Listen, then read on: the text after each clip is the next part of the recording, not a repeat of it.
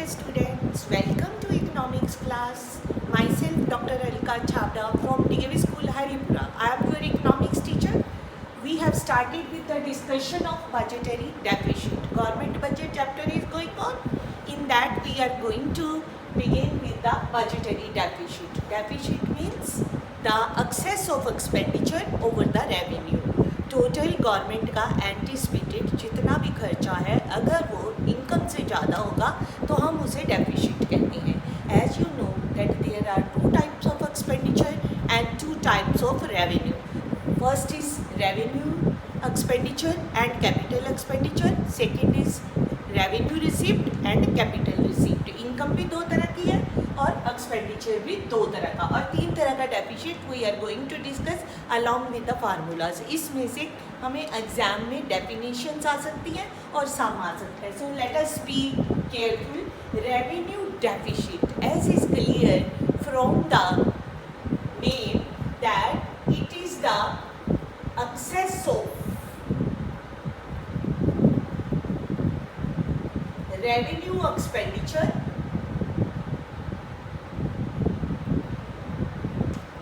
over revenue received. Received means income. Formula for it is revenue deficit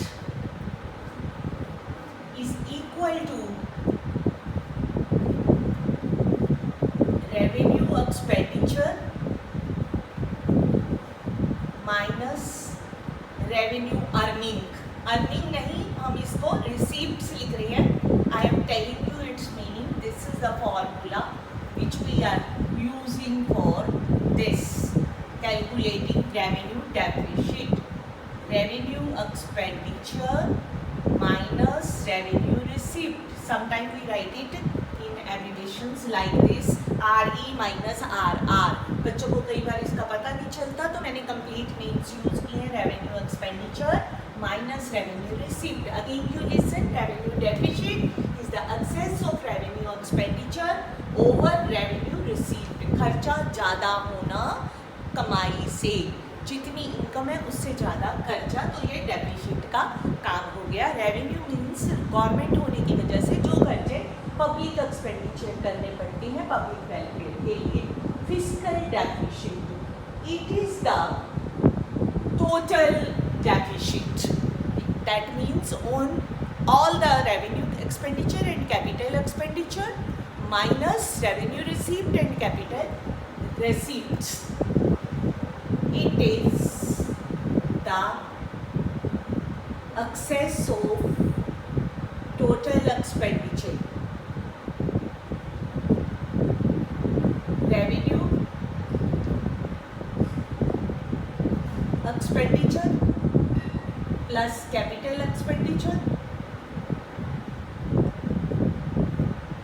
over total receipts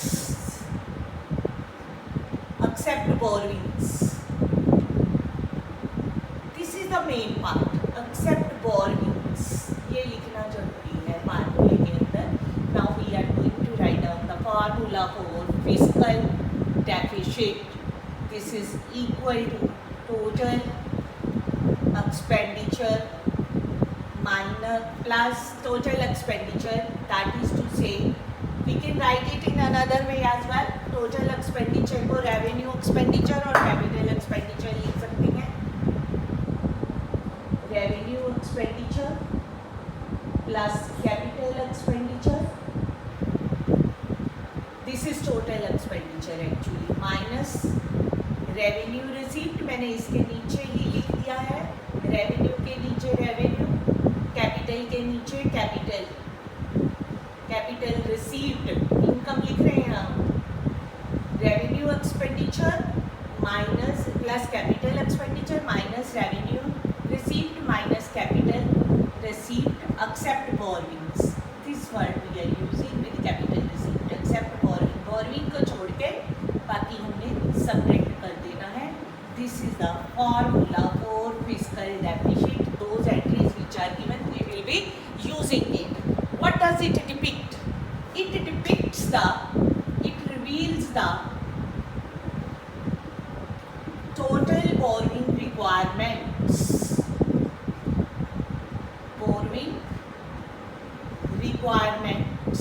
of the government.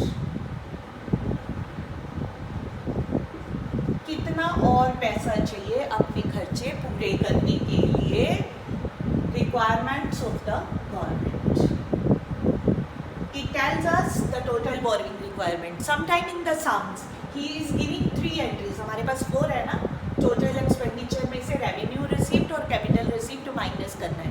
Sometime he misses 1 entry and then at the end he give 1 entry borrowing. So हमने खाली borrowing लिख देंगे तो that will be depicting our fiscal deficit. Fiscal deficit को निकालने के लिए borrowing requirement of the government given हो तो हम उसको आंसर में लिख देंगे. Now what is the primary deficit? Third type of deficit.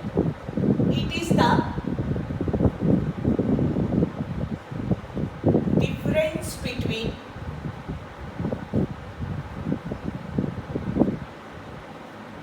fiscal deficit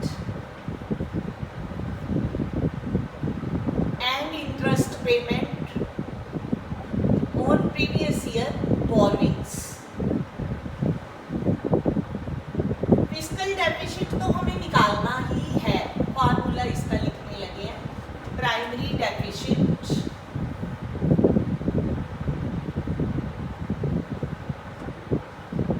is equal to fiscal deficit minus interest payment. जितनी इंटरेस्ट की पेमेंट की है वो भी बीच में से माइनस कर देंगे हम प्रीवियस बॉरोइंग के ऊपर. रेवेन्यू रिसीव्ड क्या दिखाता है? इनडेप्टनेस ऑफ द गवर्नमेंट. यहाँ पे मैं आपको ये भी बताना जरूरी समझूंगी, इनडेप्टनेस ऑफ द गवर्नमेंट का मतलब है कितना उसको पैसा और चाहिए अपना रेवेन्यू रिसीव्ड पब्लिक वेलफेयर के लिए जो खर्चा करना है उसको पूरा करने के लिए. मोर इनडेप्टनेस मीन्स मोर जो है हमें डेप्टनेस करनी पड़ेगी, कर्जा ज़्यादा लेना पड़ेगा और जिसकी वजह से गवर्नमेंट के ऊपर बर्डन होगा. फिस्कल डेफिसिट में बोरोइंग रिक्वायरमेंट है. If government is completing it by borrowing from the public, by borrowing from the foreign governments, by borrowing from the international monetary funds or from borrowing from the central bank or by debt financing. तो इसका मतलब ये है कि government जब पैसे छाप के भी अगर करेगी इस खाते को पूरा तो इन्फ्लेशनरी प्रेशर्स बढ़ने के चांस है हमारी इकोनॉमी में. तो हमें इसको बोरोइंग रिक्वायरमेंट्स को कम से कम करना चाहिए. कैसे कर सकते हैं? Number 1, government should reduce its expenditure. Number 1.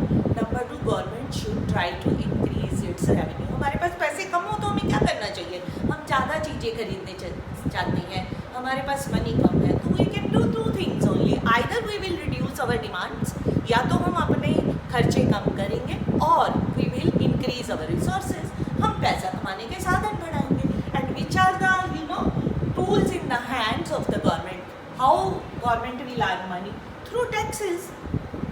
Government has to increase the tax income or non-tax income. So non-tax income is a little part, but most of the part is coming out of the taxes.